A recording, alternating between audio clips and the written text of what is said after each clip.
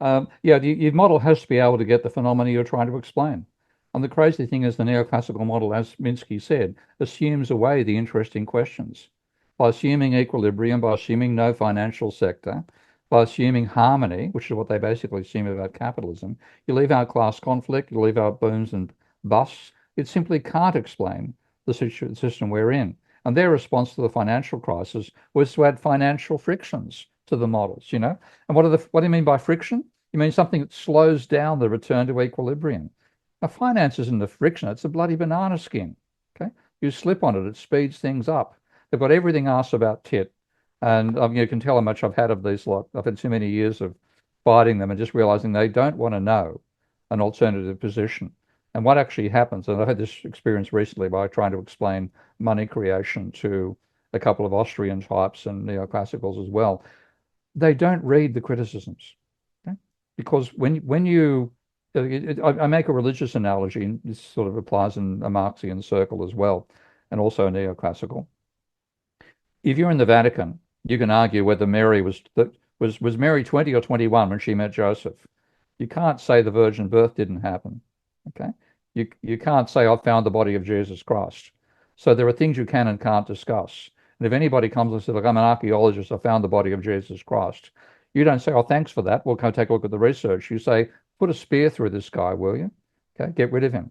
So they don't want to know the alternative positions, and therefore they reject out of hand the arguments. So once you've got a mental paradigm like the neoclassical paradigm in your brain, you cannot understand the factors that are outside the model's capability to reproduce. And that's, it's a generic principle. It applies in every discipline. The trouble with economics, this is one reason why, I'm 50 years after I started being a critic, I'm still arguing about this nonsense. The reason that you don't get change in economics like you do in other disciplines is Max Planck once said, he didn't quite say science advances one funeral at a time. But what he did say, effectively, there's generational change. And generational change occurs because some anomaly is found. And when you find an anomaly in physics, it's permanent. Okay? Once you've discovered that there is no ether, then there is no ether. Okay? Once you've discovered the Michelson, the black body radiation problem, then you've got a dilemma which you can't solve using Maxwellian equations. So the lecturers will be continuing to try to fit those anomaly inside the existing paradigm, and the students will put up with them because they've got no choice.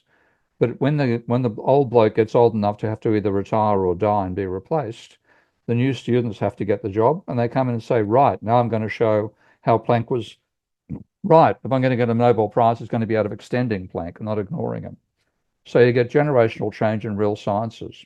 Now, in economics, two problems apply. One is the crises are transient. Okay? The Great Depression, they never even talk about it anymore. They never understood it. They never explained it. Then you had the post-war period. They thought there'd be a slump. There was a boom. You got the inflation of the 60s. You got the slump in the 70s, et cetera, et cetera. The problems keep on changing. So there's not a permanence to the problems, and you can't reproduce them to run the experiment again. That's just not possible. Secondly, the vision neoclassicals have of capitalism is that it's the best possible social system. It's a meritocracy. You get paid your marginal product. It suits equilibrium. Every welfare gets maximized. There's no power. Okay. There's no exploitation in the system. Everybody, it's fair. It's wonderful. It's gorgeous. I love it. And I'm going to fight anybody who tries to argue against me. And then you get these religious nutters. They're basically zealots teaching students, and they can always find a couple of nutcases in the student body who fall for this stuff. And therefore, you don't get generational change. So, I was criticizing my professors 50 years ago when I was 20 and they were 60 or thereabouts. Now I'm 70 and I see the mob who are presenting this stuff who are my contemporaries. And they believe the even more extreme version of the nonsense that my professors tried to teach me back in the 60s and 70s. So you don't get that generational change, and that's the real problem. The lock-in occurs, and the only way you get rid of them is by coming in with a completely different discipline, which is one reason I tell students now, don't learn economics, don't see an economics degree, learn system dynamics, and then apply that. And then system dynamics is fundamentally agnostic. Okay, you don't get equilibrium out of a system dynamics model. you get cycles and fluctuations. So the different technology will give us a different outcome on that front.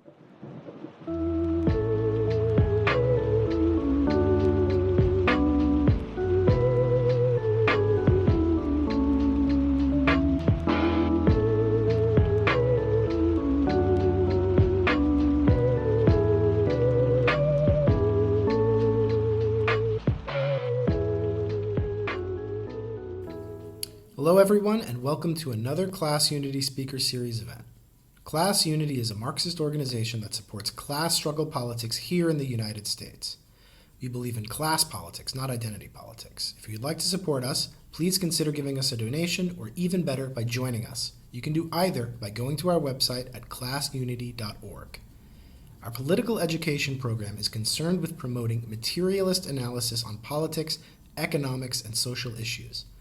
Part of that program is our current course on the 2008 financial crisis. The subprime mortgage crisis of 2008 is the major economic event of the 21st century so far, and continues to impact all dimensions of political and economic life. Our purpose is to further our understanding of the causes of this crisis and the system of finance capitalism from which it emerged. These classes are open to members and non-members alike. Now for the main event. For the sixth week of our discussion group on the 2008 financial crisis, we will be exploring predictions made by economists in the years leading up to the crisis. Joining us to discuss these predictions, as well as developments in his thinking on the crisis over the following decade, is Professor Steve Keen. Professor Keen is the author of the books Can We Avoid Another Financial Crisis?, Debunking Economics, as well as his most recent book, 2021's The New Economics, a Manifesto, and he is a staunch critic of mainstream economics. He is an honorary professor at University College London and a distinguished research fellow at the Institute for Strategy, Resilience, and Security. You can find and support his work online at patreon.com/Prof. Steve Keen. Professor Keen, thank you for speaking with us today. We really appreciate it. Just to start us off, could you introduce your article, The Recession We Can't Avoid, that you wrote in 2006, and explain what you saw happening in the years leading up to the 2008 crisis? That article is quite out of date in terms of my thinking now, but the broad principles are still correct. And I heard you talking about Michael Hudson a short while ago. Michael and I have been close friends ever since we first met way back in the early 2000s. And I remember meeting up with Michael in New York one day, and we're in my hotel room, and I was taking you through my mathematical modeling and so on. Michael's not mathematical, but he's strong with better historical analysis than I have. And he threw a question at me saying, what is aggregate demand? And I answered, it's GDP plus the change in debt. And he said, why can't other people see that? Now, in fact, technically that was wrong. There was an error to it. It's not GDP plus change in debt. It's turnover of existing money plus change in debt. And I've since proven that analytically. But that foundation, the fact that I had that perspective, came out of being exposed to Minsky's financial instability hypothesis in the best book Minsky's written, which is called John Maynard Keynes, not a biography. He's written a lousy book called Stabilizing an Unstable Economy. Don't waste your money. He didn't have any idea where he was going with that particular book, but he wrote a brilliant book in John Maynard Keynes. And there's a shorter one, a collection of essays, which is called Can It Happen Again? And Minsky writes extremely well in short articles. So if you want to get a grip on Minsky, that's what I'd recommend. Anyway, I was doing a master's at the time, becoming an academic. And we had an essay set, read a book and review it. And I chose John Maynard Keynes. And at that point, I'd read a large amount of Marx. I'd read Brannon Sweezy, all the usual, critics of capitalism. And every last one of them talked about a tendency to stagnation. And that just didn't make sense to me because I saw more a tendency to booms and busts. And that was precisely Minsky's orientation. And his basic idea was that capitalism is prone to going from depressed expectations after a crisis to the longer you have stability, the less people remember the previous crisis. You then have what he called rising expectations, or what he called euphoric expectations. So throw those rational expectations garbage the mainstream's on about out the window. This is expectations changing with time. and he had the economy in historical time. So there's a previous crisis. His timing, his the verbal argument started slightly after the crisis was over. Your economy is sort of recovering. The people are still conservative because they're conservative, both banks and borrowers. So it's not asymmetric information, which is the standard neoclassical bullshit in trying to understand these things happening. I'll use a lot of technical terms, by the way, so watch out. Okay? So rather than that bullshit, Minsky said you have shared expectations where people are pessimistic in the past, because rightly so, because of historical experience, like the '87 stock market crash, and therefore only conservative projects are put forward for funding, debt-based funding with private debt, because the economy's largely recovered from the downturn. Most of those projects succeed. So the reaction of both borrowers and banks and borrowers is, oh, we were too conservative. If we were more highly levered, we would have made more money. And then what happens is you get a high level of leverage. That itself adds to aggregate demand, which is something I can explain later, but I now understand the mechanism very well. Therefore, you start to get a boom coming out of that. That's where the stability is destabilizing concept came from. Then what happens when you get to the upper part of the cycle is the increased economic activity increases the bargaining power of workers, increases the bargaining power of raw material suppliers as well, particularly energy suppliers. That cuts into the profit expectations capitalists have. They get less profit than they expected at the boom. When there's a boom approached, they stop investing, you fall back into a slump again. So that was my overall orientation. And what I did for my PhD was I built a mathematical model of that. Um, Minsky had tried to build a model in his own PhD thesis 30 years earlier, 1957, and he made a mistake in that he chose the wrong model. He used what's called a second order difference equation model attributed to Hansen and Samuelson and Hicks. And I knew that model was wrong because I'd done the mathematics on it, just standard, ordinary mathematical analysis of systems, linear systems, and I knew it was a false model. So I had to find a different foundation, and what I chose was Richard Goodwin's growth cycle model. I don't know if you've read any Richard Goodwin, but I'd highly recommend adding Richard Goodwin to your reading list. And as it happens, the model that Goodwin built, which was called a growth cycle, published in 1967, was a 100-year anniversary present to Karl Marx, 1867, because in chapter 25, I think section 3 of volume 1 of Capital, Marx outlined a verbal model of cycles.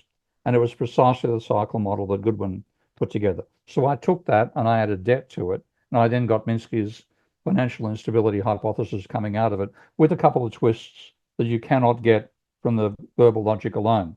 So what I got as well, my model gave me a prediction of declining cycles before a crisis. So rather than having bigger and bigger booms and busts, which is what I expected, the cycles diminished on the way towards a crisis. And I remember showing the actual graphical vision of what I had found in my mathematical modeling to a conservative but very nice, very decent econometrician at New South Wales Uni. And he took one look at it and said, Steve, if you've identified anything that exists in actual capitalism, we're in deep, deep trouble. Well, that's the deep, deep trouble that occurred in 2007. And because I had this focus on private debt, that was the way that I approached the crisis. The reason I got into writing all the papers that particular paper you guys have read, is that I was asked to be an expert witness in a case against a predatory lender. And I've forgotten the actual reason, the legal aid authority, which is helping them out, knew of my work, but they approached me to be an expert witness. And so I hadn't actually read the numbers for some at least 8 or 10 years, because in the meantime, I'd written Debunking Economics and I was involved in quite a strong battle with neoclassical economists over the nonsense they called economic theory. And I looked at the numbers for Australia and I saw this exponential increase, not in private debt, but the ratio of private debt to GDP. And I thought, this can't keep on going. There's got to be a bust. Are we alone? So I went and got the American data. At the time, you could only get American data from the Federal Reserve, and it was very hard to get data from other countries. Same story, not quite as super exponential as the Australian data, but the same basically increasing ratio of private debt to GDP. And I just thought at some point, this ratio can't keep on rising. When it stops rising, credit will go from adding to aggregate demand to subtracting from it. There'll be a crisis. Somebody has a warn about it, and I'm probably that somebody, at least in Australia. And then that's why I went into the blog sphere. I don't think I had a blog at the time. I formed the blog like literally the day that I looked at the data, and that was sometime between December 10 and 20, uh, 2005. That's when I started writing all those papers. And then I knew that there was no chance to get something published in the academic journals, given the time lags in journals and the resistance I'd get from mainstreamers anyway. So I went to the blog world, and that's where that paper came from. Well, thank you. That's what kind of response did you get at that time? I mean, from your peers. Oh, well, my peers, I saw one, and I wish I could find a copy of it. One of the neoclassicals was asked about my views in a newspaper, and he said, well, Keynes in a minority of one. I'd love to find that one, of course. Um, but neoclassicals generally deriding me because their models of the capitalism have no role for banks or debt or money. And I don't know how much you've actually read of neoclassical work on this front, but they have a model of banks they call loanable funds, which basically says banks are intermediaries. I call it the. I think you guys look like some of you are old enough to know the joke here. I call the neoclassical model of banking the Ashley Madison theory of banking. You know the reference? Okay. Some of you do, some of you don't. Okay. Ashley Madison hooks up married people who want to fuck each other when they're not married to each other. So and Ashley Madison doesn't actually fuck you, but they arrange somebody who wants to fuck you, and they'll charge money for the service. That's the neoclassical model of banking, and you can imagine, you can see what I think of it. So when you include banks and debt and money and say credit's part of aggregate demand, then you can see this sort of stuff coming. And but I was being rubbished by it because Keane doesn't realize that banks are just intermediaries, yada yada yada.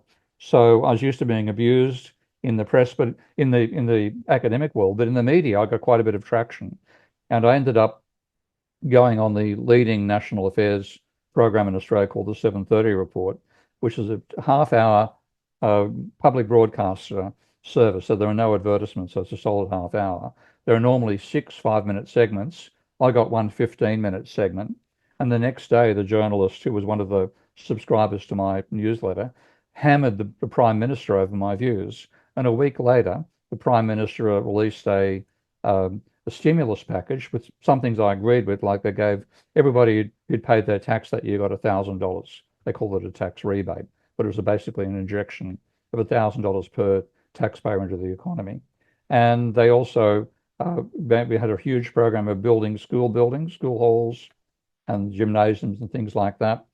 Pink bats to insulate houses, but they also doubled and trebled the amount of money they gave to first-time buyers.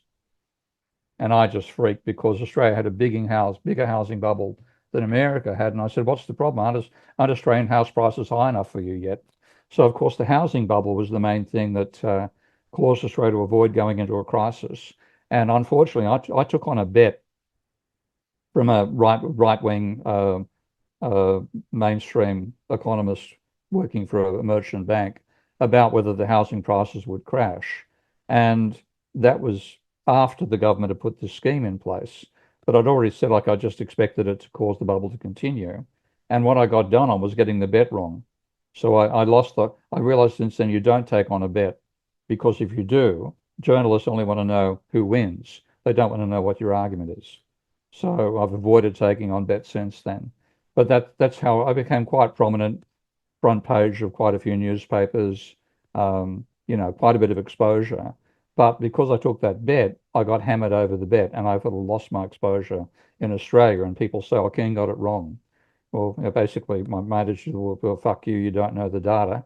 When you look at what happened in Australia, the reason we didn't have a downturn was Australia's policy of restarting the housing bubble stopped credit from going negative. So without having negative credit, you don't have a serious downturn. Where America had substantial negative credit. And I can show that in a graph if you like. If you want to take a look at it, Yeah, share that the would be screen. great. Okay, hang on a sec. I'll just bring it up on my big screen here and share. I'm going to share the window because there's probably, let's see, documents. Um, Look, I've got to share the screen, in fact. I hang application windows. There we go. So you should be seeing, hang on, there we go. Let's try to hide those meeting controls. So that's American private debt. I'll just zoom, if I can zoom in a bit there so you can see it more clearly. And that's private debt going back to 1950, as you can see. No, so 1980. So it began at 100% of GDP. You had the boom up to the 87 stock market crash, then a bit of fall in the ratio, and then rising up to the stage reaching 170% of GDP. And my argument was that that couldn't continue. When it turned around, you'd have a crash in the economy. So when you look at the rate of change of private debt, which is credit, you see it peaks at about 15% of GDP in 2006, and it fell to -5% in 2010. And so that's a 20% of GDP turnaround in the level of credit-based demand, and that's what drove the unemployment up. And when you take a look at the correlation coefficients there, that's looking back over 1980 to I think that's all the way through to now, 2022, or okay. But if I actually restrict the range of that, so you see, this is my newly invented Ravel software, by the way, that I'm controlling this with. So I'll just actually zoom in. So I go 1990 to 2015, which is pretty much the depths of the crisis, and put that back down to small scale again. And now if you take a look at the correlation coefficient, let's recalculate. I got, yeah, 0.92, minus 0.92. Now, if you read Ben Bernanke, and I recommend reading Ben Bernanke, particularly if you're stoned at the time, it improves the quality of the prose. But he argued that credit should have no significant effect on aggregate demand. He called it pure redistributions. They simply don't understand the credit system. When you take a look at it, the inverse relationship there is ridiculous. And to this day, there's only one neoclassical economist who's ever taken a serious look at this stuff. They simply don't look at the data that they don't want to know about. And this is a classic case where they don't want to know, in effect, that this is what happened, because it completely upsets the neoclassical apple cart about what causes economic fluctuations. But they don't have any of this private debt or banks or money in their macroeconomic models. So that's what I expected that to happen. And you can see the downturn of the American case. If I, just a second, if I go and take a look at the Australian case, then the same basic dynamics are there, but the correlation is not as strong. It's minus 0.7, but there's more impact from exports and more import from government spending as well. But the same basic story, peak of private debt, turning down, but credit went from 25% of GDP to about 5%. It didn't go negative. And that's why Australia managed to avoid the crisis. If you take a look back at Japan, which should have been the canary in the coal mine for all this stuff, there's Japan, and they had with their bubble economy, and on this front, what's his name? Bernanke again claims he's an expert on all this stuff. I'll just actually expand that so you can see the full range of the bubble economy of Japan, which started back in 1980, and go back and look on. Okay. And there's exactly the same relationship for Japan, with minus 0.87 correlation over 45 years of economic data. So this stuff is screamingly obvious in the data, and the only way it can not be affected by it is not to look at it in the first place. And that's unfortunately what neoclassicals do. Well, thank you for sharing that. Yeah, that graph really is something to look at. I mean, it's like the inverse on that. It's just incredible. We're going to open up to some questions now from the group. First is Sam B. You're the first on stack. Hi, Professor Keen. Thank you for coming to talk to us. So you mentioned in your introduction that aggregate demand is composed of the turnover in money and the change in rate of debt, I believe. Could you explain what you mean by these terms? And I guess as a corollary to that, could you talk about the relationship of, well, maybe not corollary, but as a second question, can you talk about the various factors that affect that correlation in the graph that you just showed us? Well, it's a causal factor. And so the basic story is that I've invented what I call a Moore table to show the dynamics here. There's another guy I should read called Basil Moore. And Basil was the Canadian economist who first developed the modern theory of endogenous money, saying that banks don't transfer money from savers to borrowers, which is the neoclassical myth. They create money in lending. And so he developed this overall explanation, but never got the macroeconomics worked out. So what I was trying to explain how credit is part of aggregate demand. And funnily enough, I've got some very good post-Keynesian friends, I won't name names, but people I have great respect for, who could not understand how credit played a role in aggregate demand. I actually asked one, how do people buy houses? And the answer was out of their savings, which I found bizarre, but that's because people can't conceptually handle the issue here. And I had that, so that argument Michael and I had, where I informally said aggregate demand is GDP plus change in debt. And I was challenged in a debate over that on the review of Keynesian economics, which was edited by Mark Lavoie, and not by Louis Philippe Rochon at the time. So Mark arranged a debate between myself, Mark Lavoie, Thomas Pally, Brett Feiberger, and one other. I've forgotten the other person was. And Brett Feiberger challenged me and said, unless Keane can show that his argument is consistent with expenditure equals income, then I suggest he better, rethink his argument. And I thought, well, he's right. If I can't show it using the proposition that expenditure equals income, then I'm wrong. So I thought I'd draw up this thing I called a Moore table. And what the Moore table has is down the horizontal side, you have the sectors in your economy's expenditure, and because that's across the rows, and then down the columns, you've got income. So if you've imagined dividing the economy into three sectors: households, services, and manufacturing. And if you look at expenditure by households on services and manufacturing, call that A and B dollars per year respectively, then out of for the square which has households and households together, you have expenditure. So you have minus A and minus A plus B dollars per year being spent, and then services get B dollars per year and manufacturing gets C dollars per year. Then the same for services, minus minus A minus B, A and B on the first row, B and C on the second, C and D on the second, E and F on the bottom. And what you get is each row sums to zero. The negative of the diagonal is expenditure. The sum of the off diagonals is income. They're necessarily equal.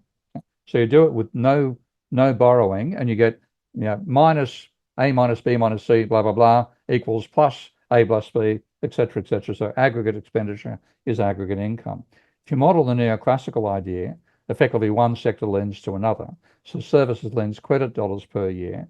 That's a transfer across the diagonal. You're not actually buying anything. So you transfer credit dollars per year from your account, services account, to the households, and then households use that to buy goods and services off manufacturing. So you get a minus credit and a plus credit on the horizontal, and you get on the diagonal, pardon me, and you get a minus credit and a plus credit on the horizontal as well. So credit cancels out. So if neoclassicals were right that banks are just intermediaries, they'd also be right that credit plays no role in aggregate demand. But when you include the fact that banks actually create money with lending, what happens when the households borrow is their debt to the banks goes up on the asset side of the bank's ledger by credit dollars per year. That puts credit dollars per year extra money into the households' accounts for spending. That gets spent on the manufacturing sector. There is no offsetting loss, so credit becomes part of both aggregate demand and aggregate income. And I've proven that mathematically, because what I do is I take the trace of the diagonal of the matrix, sum that, and credit turns up there. I sum the off diagonal, credit is also there. So quite literally, it's a causal argument that credit is part of aggregate demand and income. And where if you have basically demand finance out of existing money, that never goes negative. So if you have a demand from turnover existing money, it will rise or fall, but it will never go negative. Whereas with credit, if you pay your debt down, you have negative credit, and therefore you get a negative term for the downturns. You can get very large positive terms for the upturns. So it's literally including the effect of money creation by banks in aggregate demand, which is left out of the mainstream thinking.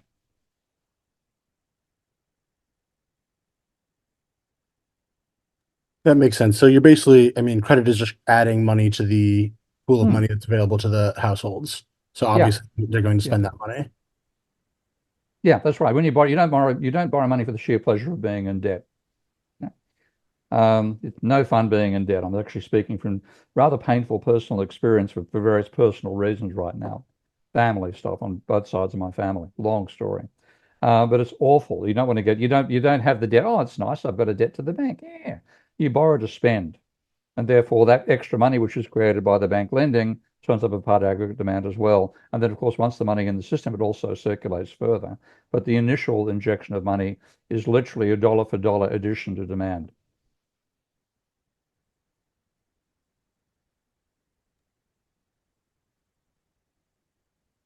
I'm going to read a question from the chat Yeah. from member Kevin K. Can you elaborate on a bit on how you understand the relationship between mathematical and modeling approaches to economics versus other qualitative approaches, historical, behavioral, etc.? Specifically, Okay. what does a Yeah. quantitative approach bring to qualitative scholarships, and are there important limitations to a purely modeling approach? In fact, I think there's extensions. I've always been a fan of mathematical modeling. I'm just a critic of how neoclassicals think it should be done. I led the student revolt at Sydney University in 1973 against the teaching of mainstream economics there, which led to the formation of a Department of Political Economy back in 1975. And at the same time, I'd done a mathematics. I didn't do enough math. I only did 1 year of math to my undergraduate degree. I did 2 years of psychology, which I regard as a waste of time. But the mathematics was a strong foundation. And then I just looked, they're not, you're saying neoclassical economists do math. I know it's like saying child molesters get married. Okay, they're abusing mathematics. What they do is the sort of stuff that should have you in jail, not getting a bloody Nobel Prize for what they do. All sorts of crazy assumptions, crazier than you'd possibly believe, made by the mainstream to hang on to their ideology, because virtually every time they tried to build their models, and it's not virtually every time they tried to provide a logical foundation for uh, their generic arguments like supply and demand and uh, consumer equilibrium, etc., etc., the mathematics violated their beliefs. So, for example, the whole idea of a market demand curve, there's the thing called the Sonnenschein-Mantel algebra theorem, and that shows that if you can easily prove using neoclassical ideas of utility maximization and budget constraints that an individual will have a downward sloping demand curve, what they call a Hicksian compensated demand curve. And that's you making the simplifying assumption, which is valid for a single individual, that changing prices won't change their income. And therefore you have when you do the way they draw it in their little diagrams in their lectures, they'll have a fixed point of the income of the fixed point of the amount a consumer consume of other goods, given the prices of other goods and the one you're looking at. And then you vary the price and you vary the line, but it's a line which is go from a fixed rotating point. But when you say, well, I'm going to have a market demand curve, well, the market in America for bananas has got 350 million people in it. And when you vary the price of bananas, you vary the price of people who make bananas as well as who buy bananas. So that point pivots, it changes. And therefore, the shape of demand curve you can drive for the market can have any polynomial shape at all. Now, how did they respond to that? They made up ludicrous assumptions. And I'm going to quote one of my favorites. Uh, Actually, Paul Samuelson, you'll absolutely love this. Paul Samuelson, 1956 paper, tried to argue. First of all, he was quite accurate and said you cannot get any general guidance out of individuals. But we can sort of pretend that families work as units to get together. And because blood is thicker than water, I'm not joking, that's a line in the paper, you can derive a family set of indifference curves where all the money in the family is redistributed to equalize the ethical worth of every person's marginal dollar. One only has to assume the same operations at the national level. Holy fuck! He's assuming a benevolent dictatorship to enable the market demand curve to slope downwards. I'm not joking. And if you go look at Maskell, which is the textbook they learn this garbage out of in PhD programs, Maskell actually says at one point You must remember that this is the market. The demand curve is the ethically adjusted demand curve, where income is adjusted perhaps by a benevolent central authority. So to have capitalism having downward marking slope, they've got to assume we're in a socialist system. They don't, it's just ridiculous they do this sort of nonsense. So I've said, look, you're correct that you should have good mathematical foundations, but basing on your micro is a nonsense because your micro is nonsense. Even supply curves don't slope upwards. The whole idea of supply curves and market demand curves is just nonsense. So I've said, we need better foundations. And only in the last 5 or 10 years or so, I can't quite remember when I started working it out. I think any textbook learning sound economics. Yeah, I'll send you a copy of my most recent unpublished manuscript. Just don't bother with the neoclassicals. But I've realized I can actually derive Goodwin's growth cycle from the definition of the employment ratio, pardon me, and the wages share of GDP. I can derive Minsky by adding in private debt, the private debt to GDP ratio, and I can derive the cyclical nature of a capitalist economy with government spending by adding in the government ratio. So I won't try to prove it all to you, but I'll actually show another illustration here. This is also my Ravel software. Let's just actually fix this up here. So what I've got there, the set of equations, as you can see there, are all derived directly from mathematical definitions. And I'll show the actual equations here, which is maybe a bit freakier for some people here.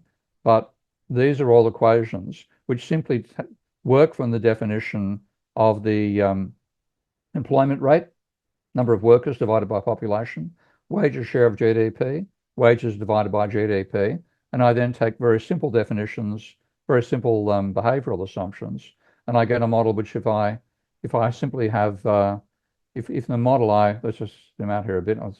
Okay, if I set the model up so I just have no government and no debt in the system, and hit the run button, then I get cyclical behavior, which is Goodwin's growth cycle, and that reproduces the arguments that Marx made in chapter 25 of volume 1, cyclical system. If you add in that there's debt, then you get Minsky's financial instability hypothesis. So the cycles continue, but there's a rising level of private debt. And one thing which again is an emergent property of this model, rising private debt comes at the expense of workers' wages. I don't have workers doing any borrowing on this money, but the rising level of debt is an emergent property of the system, comes out at the expense of workers, not capitalists, but workers. So this is the model that I had in my head when I first did the arguments about the crisis coming away in 2007. And what you'll notice the cycles here are declining. And that looks like you're approaching equilibrium. Watch it run a bit longer. You see the cycles start to get bigger. So this is something which is not part of Minsky's theory. He talked about stability as destabilizing, but he was thinking in terms of only one boom and bust cycle. This is a series of cycles compounding on each other. And I got a prediction in 1992 when I first did the model that there would be a great moderation before the crisis. Now, the neoclassical said, oh, the great moderation, that's fabulous. Welcome change to the economy. Due to our fabulous management of the economy, I saw that, holy shit, my model is turning up on the real data. So mathematical modeling, I think, is essential. Don't concede it to the neoclassicals, but also don't model the way that they do. Work from the top down, work from straight macroeconomic definitions, and be realistic, and you'll generate models like I've done here.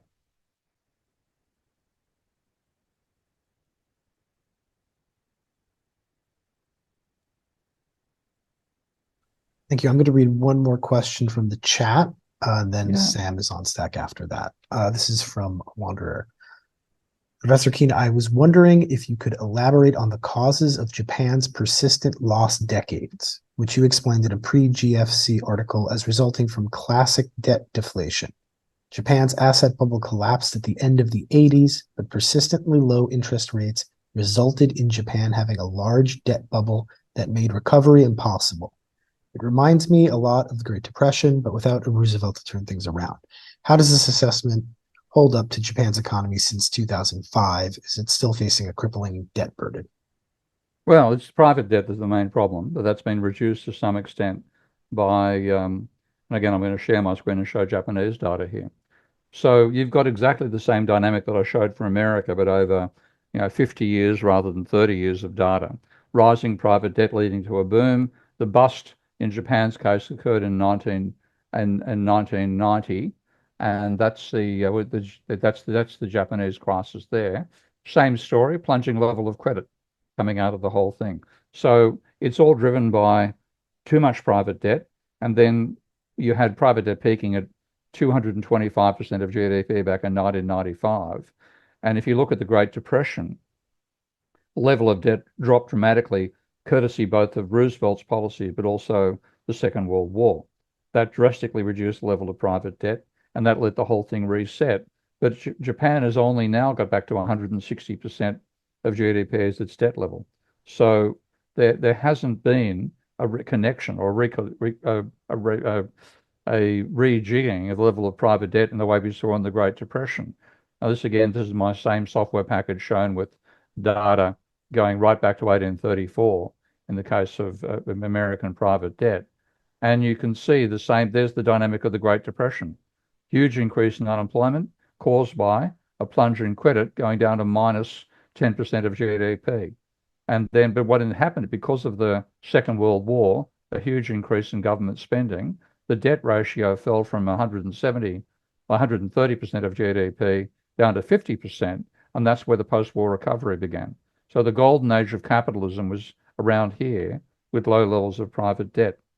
Okay? And that's what we should have been trying to get back to. That's why along with Michael, I argue in favor of a debt jubilee to reset the level of private debt, because it's the financial sector being too big that causes the worst crises of capitalism. And the same story. Japan's exactly the same numbers. The only difference is Japan has had an enormous level of government spending, of course, as well.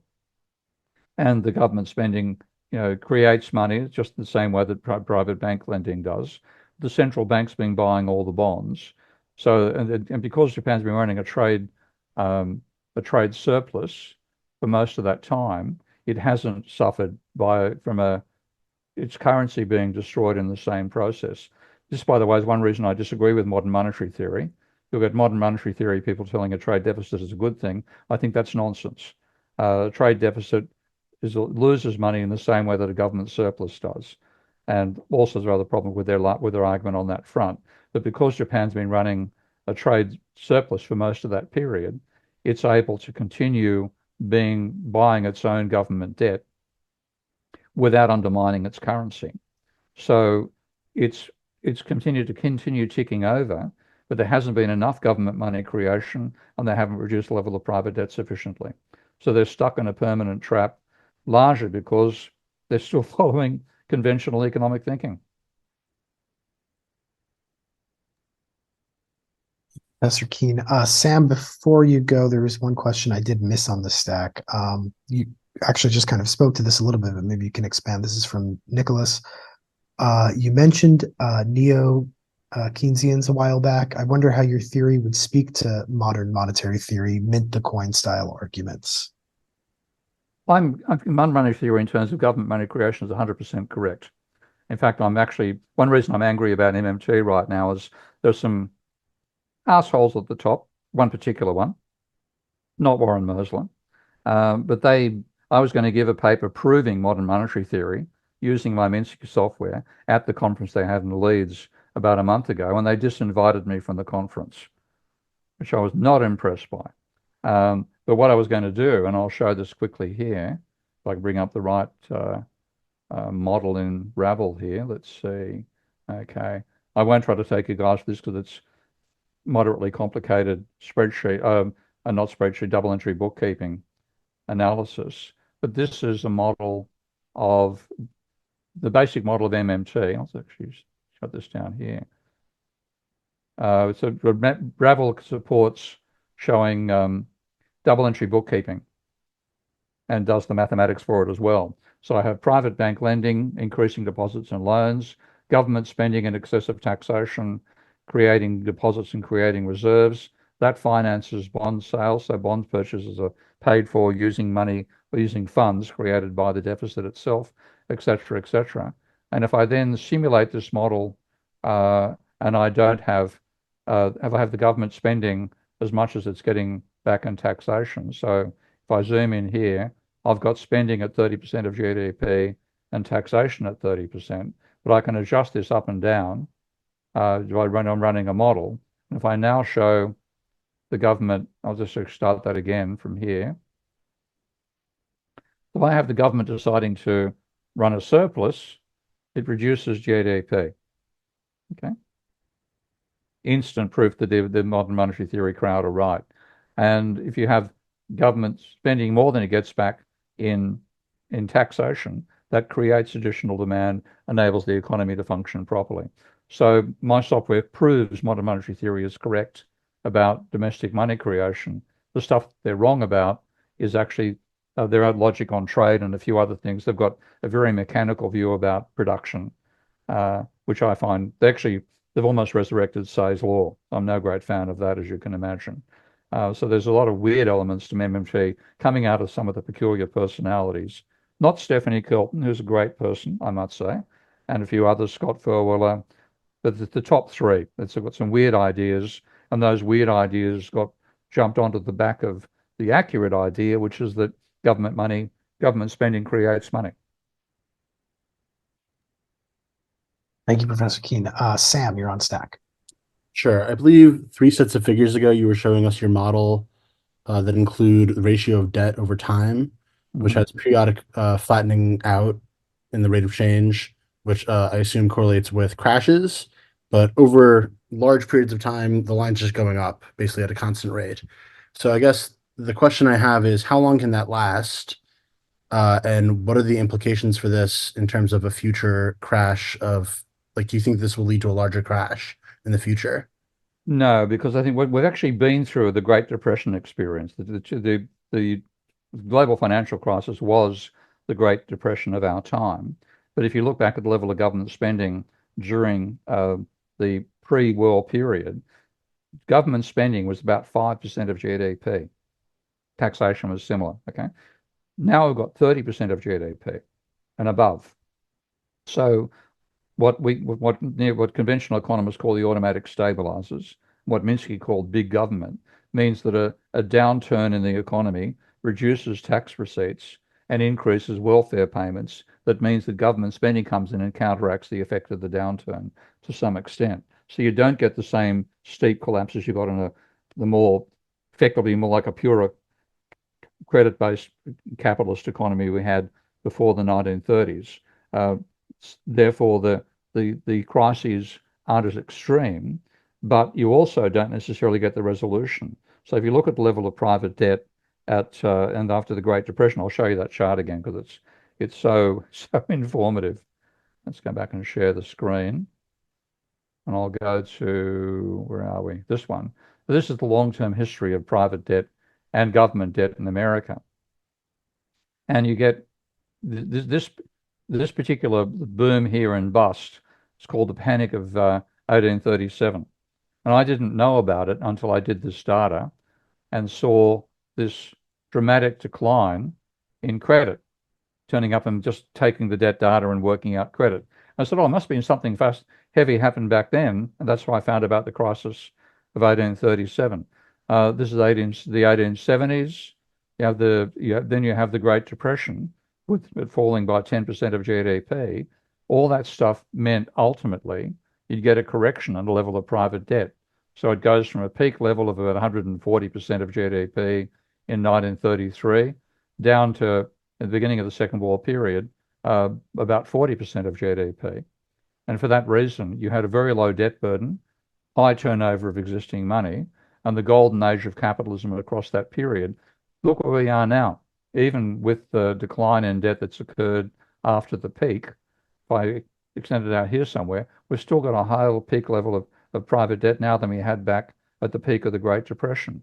So we haven't reset the financial system in the way we should have done. And therefore, you don't get much credit-based demand. you take a look at the scale of credit-based demand here, it's still very low, and this data only goes to 2015, I think. But even if you go forward, credit demand hasn't got anywhere near the peaks it was beforehand. And without a huge amount of credit demand up, you won't have a big move down. So for that reason, I see as being, Larry Summers said secular stagnation. Bugger secular, it's credit stagnation.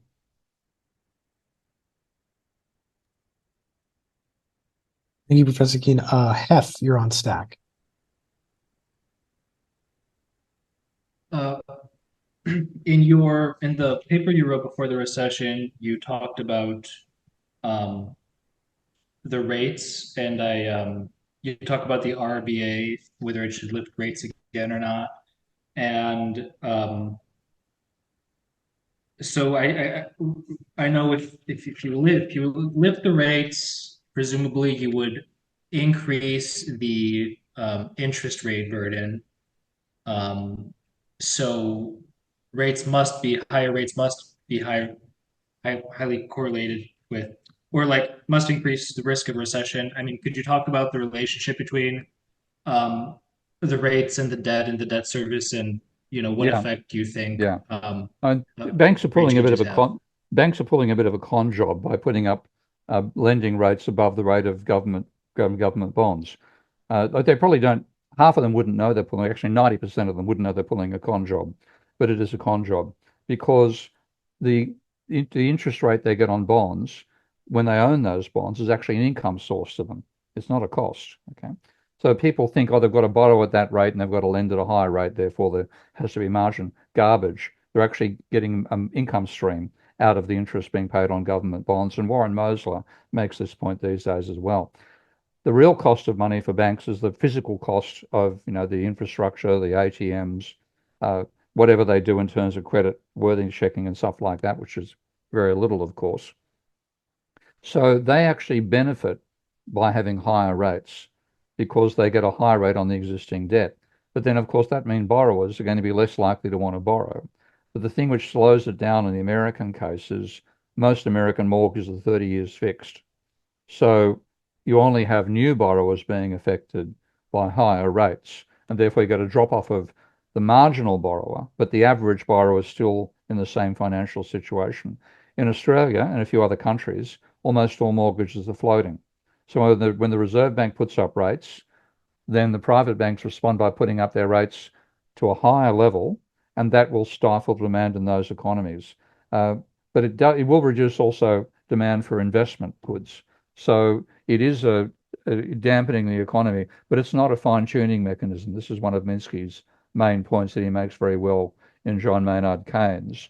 Uh, it's it's not a control mechanism, not an equilibrium price setting system, because when you've got a boom going on, people are going to want to borrow money no matter what, particularly if it's a Ponzi boom, share market speculation or land speculation and so on. One of my favorite tales there is this Australian Ponzi schemer called Christopher Skase, and he was just a classic. Donald Trump with real hair, and he was setting up all these expensive real estate propositions around the country, none of which were making money, but they were rising in price. So he was getting high valuation that way. Of course, because his classic Ponzi situation, the income from the assets he owned was less than the debt servicing costs. So he desperately had to borrow money. And the company he borrowed money from in Australia, I've forgotten its name now, but there were a father and son team, Larry Adler, and I've forgotten the son's name, but the Adler father and son. And they used to play a game where Christopher Skase would come in to see them, and one of them would meet him, and they'd suggest like a rate of, say, 12%. He'd say yes. And then the next time they'd make with the father then would say 12. Then he sees the son says 13. Then the father sees him, the father says 14. They never got to the point where he said no. Okay?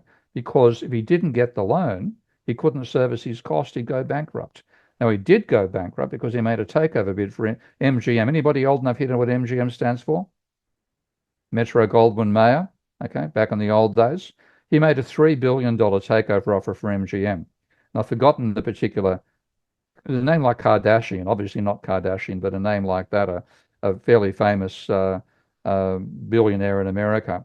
did the numbers on cases. Business said this is a Ponzi scheme. So he was on the board of MGM and he got MGM to turn down the deal. So he made a $3 billion takeover offer, got it declined. The next week, he went bankrupt because he couldn't pay a $17 million loan installment. Now, if he'd got the $3 billion, he would have got that plus change, $3.5 billion, paid off the interest, kept on going.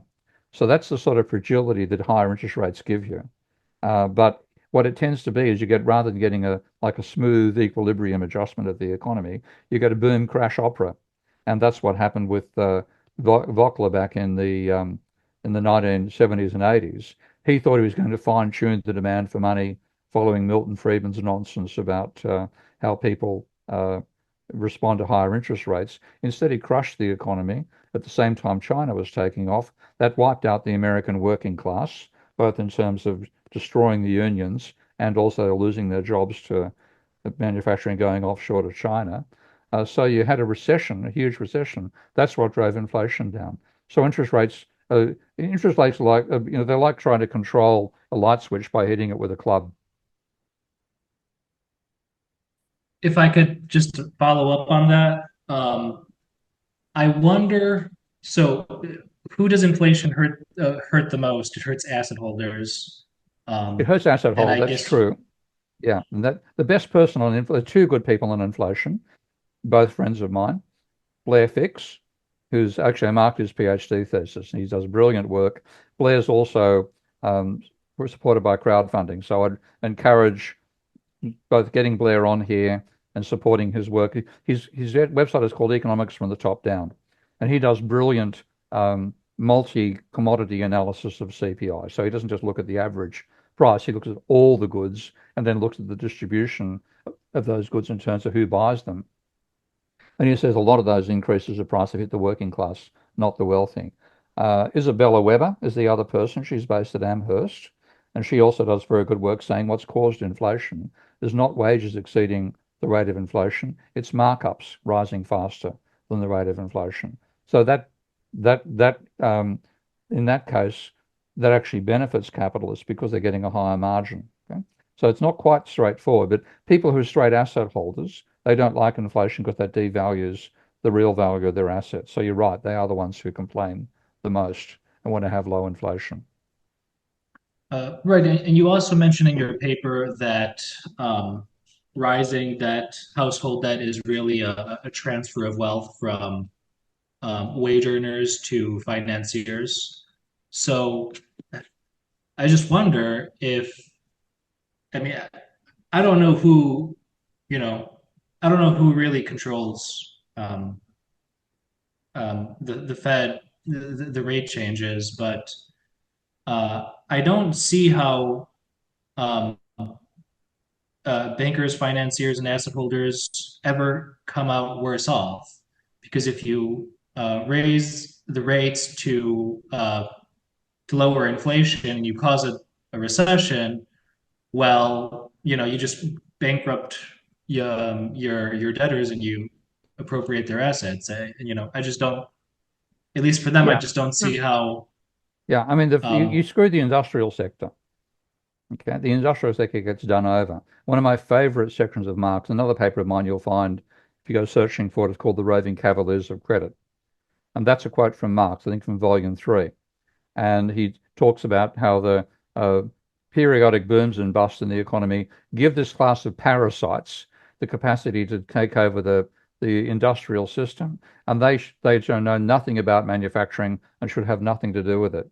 But what he was really railing about, and this is like I find what Susan de Bronhoff, I think it is, her analysis of Marx on money quite pedestrian, uh, because Marx in Volume 1 deliberately avoided talking about money and wage changes most of the time, so it could focus on the surplus value mechanism.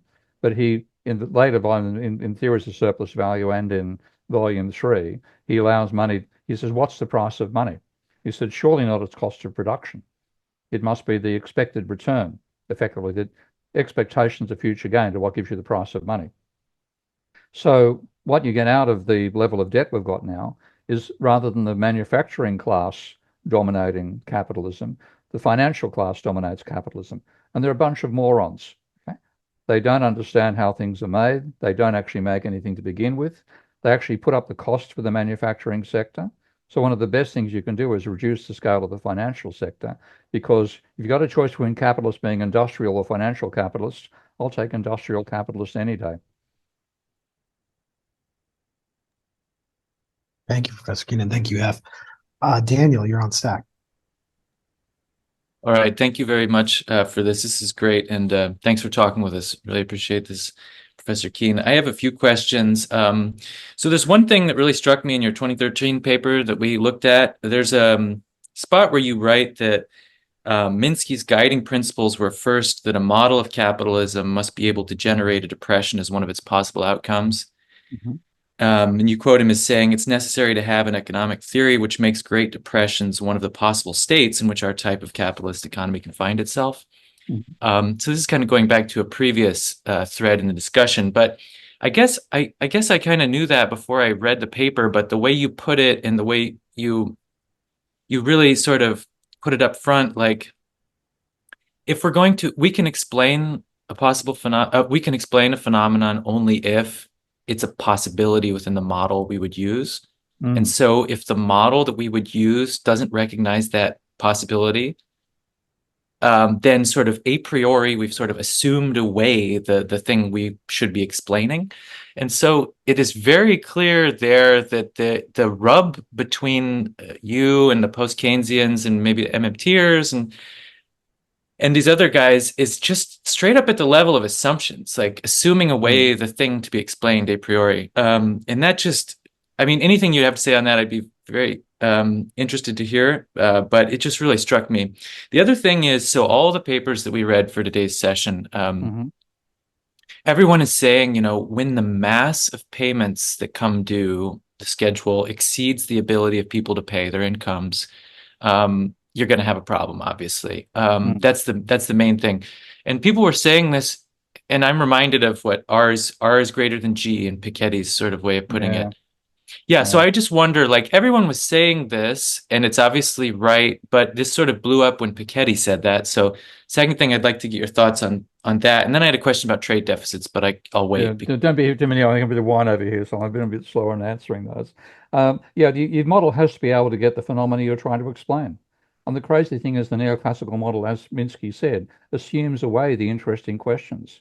By assuming equilibrium, by assuming no financial sector, by assuming harmony, which is what they basically assume about capitalism, you leave out class conflict, you leave out booms and busts. It simply can't explain the system we're in. And their response to the financial crisis was to add financial frictions to the models, you know? And what do you mean by friction? You mean something that slows down the return to equilibrium. Now, finance isn't a friction, it's a bloody banana skin. Okay. You slip on it, it speeds things up. They've got everything asked about tit. And you can tell how much I've had of these lot. I've had too many years of fighting them and just realizing they don't want to know an alternative position. And what actually happens, and I've had this experience recently by trying to explain money creation to a couple of Austrian types and neoclassicals as well. They don't read the criticisms. Okay? Because when you I make a religious analogy, and this sort of applies in a Marxian circle as well, and also neoclassical.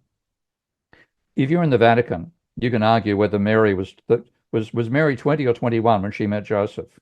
You can't say the virgin birth didn't happen. Okay, you can't say I've found the body of Jesus Christ. So there are things you can and can't discuss. And if anybody comes and says, "Look, I'm an archaeologist, I found the body of Jesus Christ," you don't say, "Oh, thanks for that. We'll go take a look at the research." You say, "Put a spear through this guy, will you? Okay, get rid of him."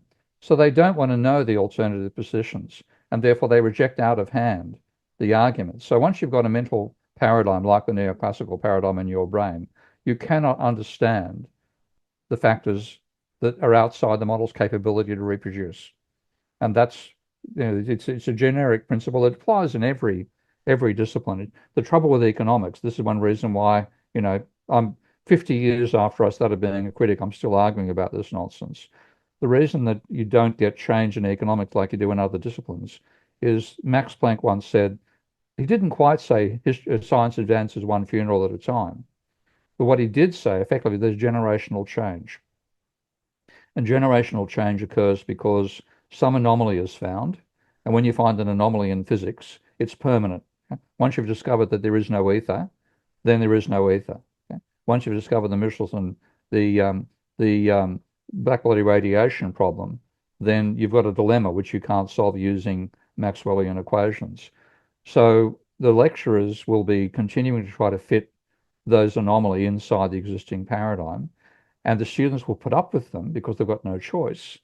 But when the old bloke gets old enough to have to either retire or die and be replaced, the new students have to get the job, and they come in and say, right, now I'm going to show how Planck was right. If I'm going to get a Nobel Prize, it's going to be out of extending Planck and not ignoring him. So you get generational change in real sciences. Now, in economics, two problems apply. One is the crises are transient. Okay? The Great Depression, they never even talk about it anymore. They never understood it. They never explained it. Then you had the post-war period. They thought there'd be a slump. There was a boom. You got the inflation of the 60s. You got the slump in the 70s, et cetera, et cetera. The problems keep on changing. So there's not a permanence to the problems, and you can't reproduce them to run the experiment again. That's just not possible. Secondly, the vision neoclassicals have of capitalism is that it's the best possible social system. It's a meritocracy. You get paid your marginal product. It suits equilibrium. Every welfare gets maximized. There's no power. Okay, there's no exploitation in the system. Everybody, it's fair. It's wonderful. It's gorgeous. I love it, and I'm going to fight anybody who tries to argue against me. And then you get these religious nutters. They're basically zealots teaching students, and they can always find a couple of nutcases in the student body who fall for this stuff. And therefore, you don't get generational change. So, I was criticizing my professors 50 years ago when I was 20 and they were 60 or thereabouts. Now I'm 70 and I see the mob who are presenting this stuff who are my contemporaries. And they believe the even more extreme version of the nonsense that my professors tried to teach me back in the 60s and 70s. So you don't get the generational change, and that's the real problem. The lock-in occurs, and the only way you get rid of them is by coming in with a completely different discipline, which is one reason I tell students now, don't learn economics, don't see an economics degree, learn system dynamics, and then apply that. And then system dynamics is fundamentally agnostic.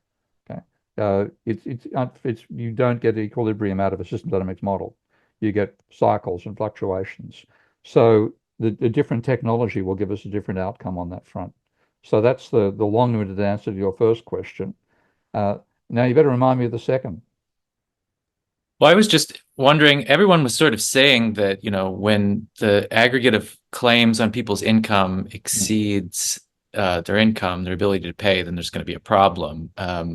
Ann Pettifor, Michael Hudson, many people said this, and it sounds like the R is greater than G thing from Piketty, and I just wonder what. Maybe I'm just totally wrong here. Well, the guy Piketty's not a bad bloke. I've actually met him online recently, and I must admit, he was able to take a backward step. He was quite modest in his arguments with Michael Hudson. We had a Nico Drabowski from David Graeber Institute organized what you called a fight club over some issues, and Piketty was quite reasonable and backed off and wasn't dogmatic and doctrinaire. So I got a lot of respect for him out of that experience. But the R greater than the G is very static equilibrium stuff. Okay, what you get at when you do a dynamic model, you get cycles in everything, and at various times you can get like with my model, when I include private debt, and I have to say private debt, the employment ratio, and wages share of GDP, and I set that model up, I can have some situations where the level of the rate of growth of investment is low enough that you reach an equilibrium. So there's, mathematically speaking, the model is a three-dimensional system with wages share, employment rate, debt ratio. It has three equilibria, one of which has got negative quantities, so you can rule that out. Two others, one of which has a finite wages share, a finite employment rate, and a finite debt ratio. And the other has zero wages share, zero employment, and an infinite debt ratio. And my mathematical friends, Matthias Criselli and Bernard Costalima, typecast the form one as the good equilibrium and the other as the bad equilibrium. And what you get in the model's mathematical properties is that for a low level of the rate of interest or a low level of the desire to invest by capitalists, the good equilibrium is stable. But for a high desire to invest by capitalists, which you think could be actually a desirable situation, or a high level of rate of interest or a combination of the two, It's unstable, but what are called a strange attractor. So from some distance away, you'll be attracted towards the good equilibrium. And that's what you saw in that model. The cycles were heading towards a good equilibrium. Once you get close enough, the mathematical properties of that good equilibrium push the system away towards the bad equilibrium. Okay? So that sort of dynamic is much more realistic as to what actually goes on in capitalism than R is greater than G.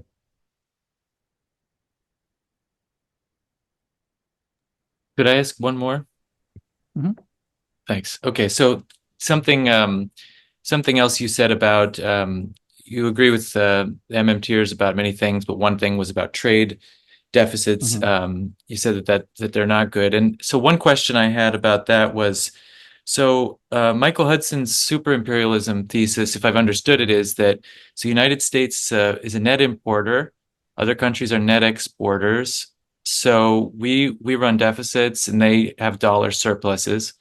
We're not selling anything they can buy with those surpluses. We're mostly sort of Mhm. creating money to buy weapons. Yep. And then they just recycle those dollars by buying bonds. So Mhm. they get the IOUs and we get the stuff, so to speak. Mhm. Um, and this is a great way to get them to pay for the United States to police them, sort of free lunch. So that, which isn't supposed to exist, but that is a trade deficit situation, isn't it? I mean, so when you say trade deficits aren't good, trade deficits are bad, I just wonder if you could explain what you Elaborate. mean. Okay. Sorry? Several facts. Okay. Okay. First of all, the sum of all trade deficits is zero. Okay. We're not trading with Mars yet. Okay. So the sum of all trade deficits on the planet is zero. Therefore, if one country is running a trade deficit, others by definition have to be running an equivalent trade surplus. Now, when you read Warren Mosler's Seven Deadly, whatever he called it, which was the electoral manifesto when he ran for president back in the early, well, I think back in 2000s, I think, he is 100% American focused. They give us goods, we give them pieces of paper. Okay. Well, if you want to be American centric, that's fine. But if you get to the stage where you're trying to be a global economic concept, if it's true that trade deficits are a good thing, then you need to have policies to restrain them because the sum of all deficits is zero. They don't do that. Okay? They do not discuss how to restrain trade deficits. All sorts of waffle about uh, sovereign currencies and stuff like that, but no proposals to say, well, we need to limit trade deficits because obviously if America's running a trade deficit and that's good for America, then it's bad for the rest of the world. So to have a decent United Nations type approach, we should have rules limiting trade deficits. They don't do that. Okay, so that's first of all the abrogation. Secondly, the whole focus of MMT was to show how government money is created and why that's important. It's a monetary argument. On trade, they say people's money's just pieces of paper. We're coming out ahead. They give us goods, we get pieces of paper. That derogates their fundamental argument, which I find ridiculous. Thirdly, if there was actually true that trade deficits are good for you, then in terms of how we define good in a capitalist economy, that's growing faster. Okay. So countries running trade deficits should empirically have better economic performance than those that run trade surpluses. You take a look, I'm trying to find the data, but my Windows is not searching properly for the actual document I'm looking for here. If you look at the main trade deficit country on the planet and the main trade surplus country on the planet, America and China. Okay? America's rate of economic growth since the 1970s has been about 2% per annum. China's has been about 10. Okay. And the same pattern would apply. If I do the statistics, which I haven't had time to do yet, but I'm sure when I do it, you'll find that trade surpluses are correlated with a high rate of growth, except in the case of countries which are effectively driven into poverty, the countries in like Botswana and parts of Africa and so on, where they're forced to export food they would want to eat or have cash economy stuff, and they do get screwed. But the countries that use trade surpluses for manufacturing development, like South Korea, China, Japan, Germany after the Second World War, etc., they have improved. They've got higher level of welfare, higher rates of economic growth, and more sophisticated and interesting jobs for their employees. What you've got in America, you've got a financialized economy. people on welfare. You've got an appalling career situation for young Americans, whereas China has incredible career prospects for their young people. So I can demolish that argument in half a dozen different ways. And the only reason I haven't done so yet is I'm focusing on climate change right now, because I think climate change are going to make all the arguments about trade deficits irrelevant, because if you can't produce domestically, you won't get it anymore. And that the illustration for that was under COVID, where the reason they said masks don't work is because America and the UK and most of Europe no longer manufactured masks. They were being manufactured in Asia. So you had the ludicrous policies over COVID, not because they were good ideas, but because they simply didn't have the masks to enable people to protect themselves, and they couldn't manufacture them, and the Asians weren't about to export them to you when they needed them for their own people. So there's all sorts of stupid elements to that argument, and after being told I can't speak at the Leeds conference because I disagree on that point, when I was not going to say a single word about that at the Leeds conference, it's open slather. They need to get some bad arguments kicked out of their butts, and I'm going to kick that one out when I have time. All right. Thank you very much. It's great. I appreciate that. Thank you, Daniel. I'm going to go back to the chat. There's some questions from earlier. We are coming up on 90 minutes, so I understand if Professor Keene has to leave, but we'll try to get as many of these in as we can. This question is from Mark. Why did you support Brexit? We have a good electoral system in Australia, rather good electoral system, called it's compulsory voting, so everybody has to vote, and it's preferential voting. So you don't put an X next to the candidate you want, you put the numbers. So, and what sophisticated voters do in Australia is they'll give the votes to the parties they wish would win, but they know they can't, knowing that the preferences will cascade down to the parties they want to vote. So I lived in the country called Surrey Hills in Sydney. We had the Sex Party, okay, the Communist Party, the Greens. I've forgotten the other couple of parties. So I'd vote first Sex Party, second Communist, third Greens, etc., etc. Fifth vote would be the Labor Party, sixth would be the Liberal Party, and seventh would be a right-wing conservative party called Fred Nile, which is a religious group, knowing that the scrutineers have to read through the whole thing. So it's a protest vote. Okay, you're sort of saying, okay, I'm going to vote Labor because I'm forced to, but I regard you bastards as a bunch of wimps. I'd rather have the Greens or the Sex Party or whatever else ahead of you. So this is my protest vote. And now there's a whole range of non-orthodox candidates. They're called teals because of the colour of the livery they used for the last election. And about now in Australia, about 30% or more of the votes don't go to the major parties. Okay, that's the political system I'm used to. Now I read the polls when I was in the UK, and all the polls were saying that the Brexit vote's going to lose. So I thought, I'll cast a protest vote because I think the EU is a stupid idea. Not the EU, the European, really it's the Maastricht Treaty and abolishing domestic monarchy. So I put a protest vote in. Fucking oath, I woke up the next morning and the bloody thing had won. Oh, shit. So that's why I voted for it. And if you read the documents I wrote at the time, I was saying we need to give the EU a kick in the butt. So getting a large vote for Brexit will be assigned to the EU. They need to sharpen their game. And then it won. Oh my God. And, Cameron then resigns the next day. It's been a cascade of disasters. So if I'd actually been able to predict the future, I wouldn't have got out of bed.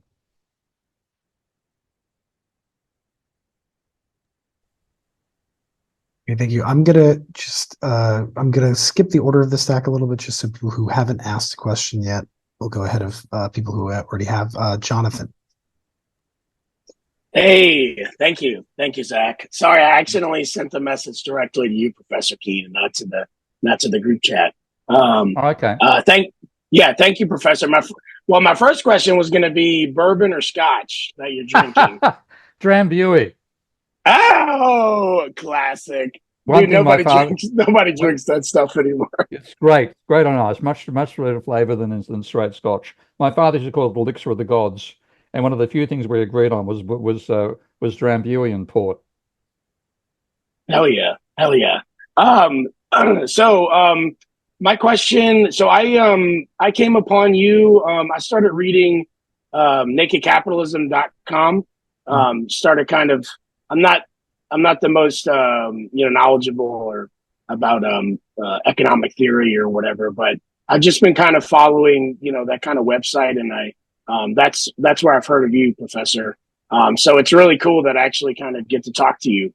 So it's kind of cool. So, anyways, you're talking earlier about the debt jubilee, and Michael Hudson.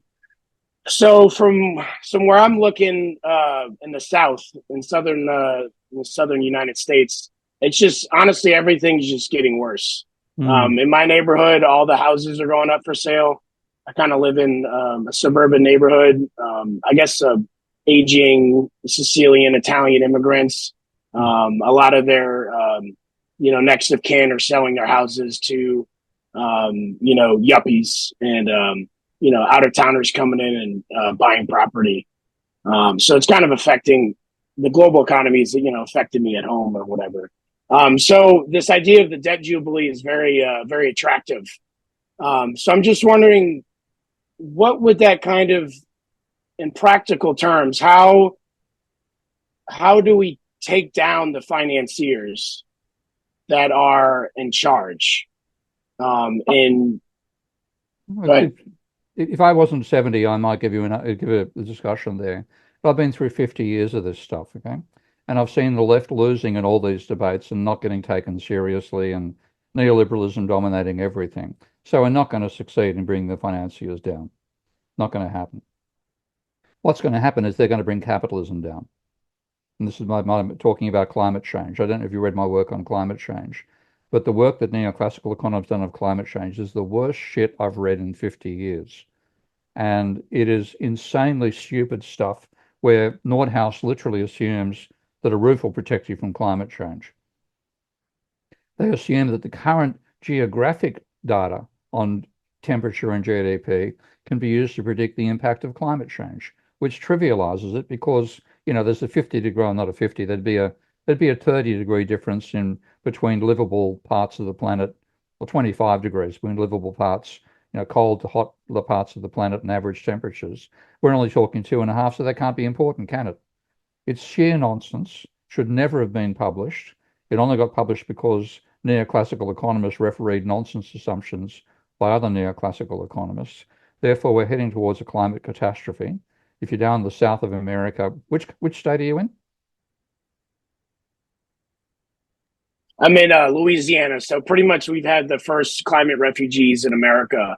The Isle of Dijon, like some Native Americans from the coast, and I think we've lost like tons of the coast too. It's like we've lost the equivalent of like Delaware, or there's no longer the boot. You can't really call us the boot anymore. Wow. We're more like that's going to happen on a grand scale.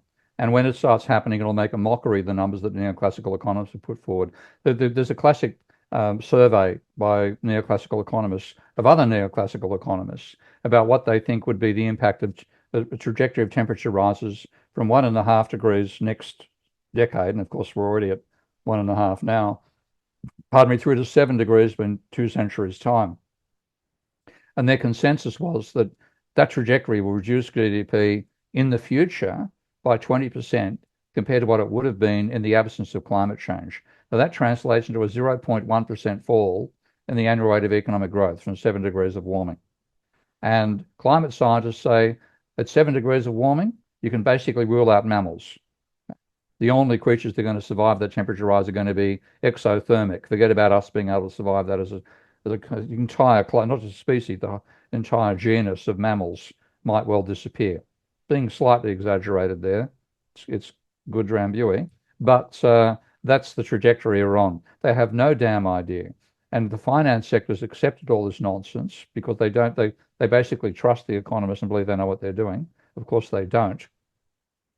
So we're going to see increasing climate catastrophes. When that happens, the finance sector will collapse, not because of a bubble this time, but because the financial commitments won't be able to be met anymore, and financial assets will be just trashed. There'll be a collapse in asset markets values because it'll become obvious assets are being destroyed by climate change. Insurance is becoming impossible. A range of poor parts of the world are no longer livable. and that'll be large parts of the South of America as well. And the damage, insurance damage will be gigantic. So that's going to bring the system down. And then in that situation, we're going to have to try to hang on to something resembling civilization. So we're not going to get rid of the finances. We're not get rid of them, but they've led us into this situation for many, many reasons. If you go back and look in the 1970s, the Apollo program was one of the victims of the takeover by neoliberals on government policy. You can't waste money going to the moon. If we hadn't stopped wasting the money, we'd have a moon base and a Mars base by now. We could have done the industrial engineering necessary to replace a large part of fossil fuel energy with renewable or nuclear. We would have had a potentially sustainable planet. We've got no chance of that now, and therefore the system is going to be brought down by the stupidity of economists. And then in that situation, finance will be one of the first areas to be trashed because all their valuations are based on mythical expectations about the capacity of the economy to survive climate change. Thank you. Super depressing, but thank you. Yeah. One reason I'm drinking. Well, on that note, thank you very much for your time, Professor King. This was an excellent talk. I really enjoyed the readings this week, and I think everyone here, you gave some really great answers to those questions. So thank you very much. It was a pleasure talking to you. And I'm going to do an advertisement before I go, if I can, if that's okay. Oh, yes, of course, please. Okay, because these days I'm supported by crowdfunding, as you're probably aware. And I was going to share my crowdfunding sites. So crowdfunding has not been sufficient for me to have a living. I was earning at one stage $9,000 a month from crowdfunding, which is plenty. It's now fallen to $5,000. I've managed to increase it by putting a Substack page, but it's tight. So if you want to support the work I'm doing, there's my Substack page and my Patreon page, and I'd appreciate people signing up there to help me continue doing this work. Now, I know I've also, relying upon the charity of others is a difficult thing, even with charitable people. So I've also built a software package that I'm now selling called Ravel. And the intention of this is to try to muscle into the business intelligence market and get some of the revenue from that and use it for, my socially progressive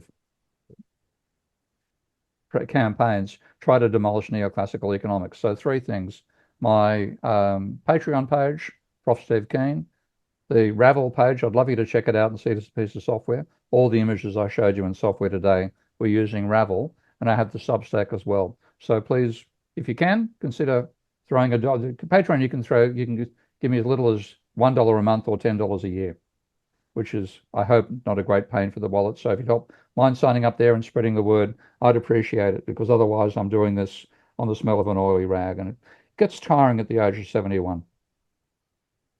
Absolutely. And when we post this on YouTube, I will make sure that we include all of those links in the show description. That's so right. Everyone can see those.